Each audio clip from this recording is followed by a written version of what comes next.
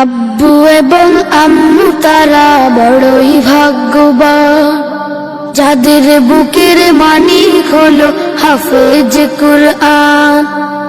আব্বু এবং আম্মু তারা বড়ই ভাগ্যবান, যাদের বুকের মানিক হলো হাফেজ কুরআন। হৃদয়ে মাঝে গাঁথলো যারা হরফ নামের ফুল, তাদের সাথে হয় না কবু অন্য কারো তুল।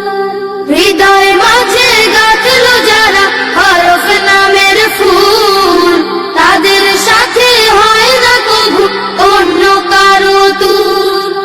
রবের কাছে